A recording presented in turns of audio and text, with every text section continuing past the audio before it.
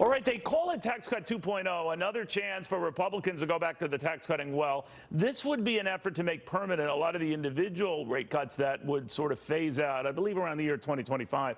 So in other words, a lot of sixth graders today, when they're in college, that would take effect. So the Washington Examiner's Phil Wegman, Democratic strategist Danielle McLaughlin, and Republican strategist Mattie Duppler. So Mattie, how realistic is this that they get this? There are a lot of mechanics as to why they had to phase in and phase out certain tax cuts, but Republicans want to make them permanent on the individual side. Will that move the needle, you think, this November, even if they get it passed? Yeah, I certainly think it will, Neil. Remember, this is a vote that Republicans are taking that will remind Americans exactly why it is that they're feeling economic enthusiasm for the first time in some cases in years. You know, this last week we saw really positive job numbers, not only because jobs are created and the economy remains strong, but because wages are going up. And remember, that was one of the crucial promises made when the Tax Cut and Jobs Act, or in this case, Tax Cuts 1.0, was passed in December. So 2.0 is a great vision-setting opportunity for Republicans to remind Americans what they stand for, and at the same time making permanent some of the promises in that law. Like you mentioned, that individual side of the code is so important to give certainty for families and businesses across the country. You know, Philip Wegman, when you cover this, I mean, one Republican after another with whom I've chatted is always surprised that her party isn't getting the bang for the buck off of these tax cuts, the economic boom, the low unemployment rates, the markets, et cetera. Than they think they should. Now, a lot of parties in the past that have been shepherding recoveries have said much the same, but they've gotten something from it at the polls. Republicans are fearful they might not. What's going wrong?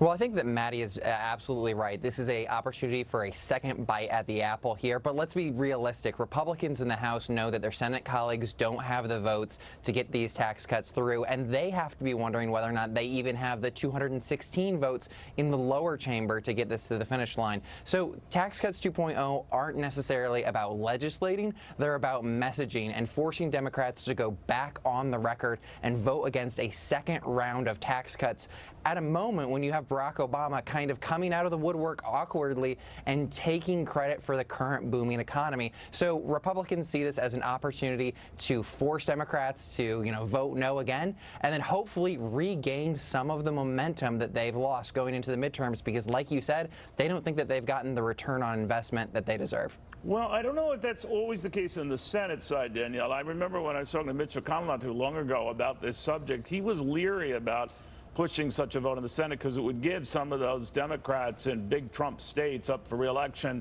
an opportunity to make good on something that would improve their chances. Now, I know that's the Senate versus the House, but do Democrats look bad having opposed something universally that Republicans cite as the reason why we're having the pickup we're having? It's certainly going to put Democrats in a difficult position because it will force them to vote against permanent tax cuts for ordinary Americans, of course.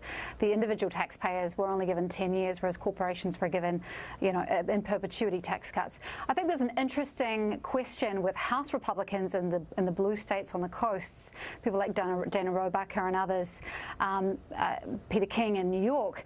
What about a Republican voting no? They are concerned about the SALT deduction, which obviously affects high-income earners in those states because they are high-tax states. So I think you've got a problem with the Democrats in the Senate voting no, but you've also got a problem with the Republicans in the House voting no. Yeah, Mattie, looking at this landscape here, and polls are polls and they can change just as they certainly changed and were flat out wrong in 2016, that this is underappreciated. The bang for the buck we've gotten from these and the market follow-up, that's going to be the surprise. Now, do you think it will be?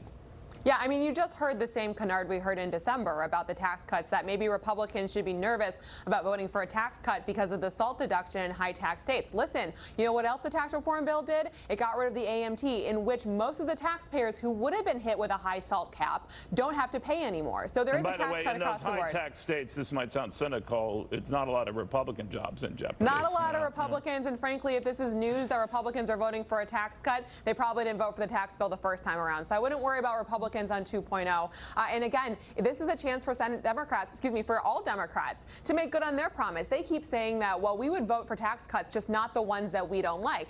Prove it. You go to the floor and not vote against a tax cut for the average American. That's exactly what Democrats will be doing when they oppose tax reform 2.0. And I would like them to go home and explain that to their voters, why they couldn't possibly make the tax cuts permanent for the average American. We shall see, guys. Thank you very much. Sorry I truncated this. We got a lot of breaking news, especially on this hurricane and especially on a big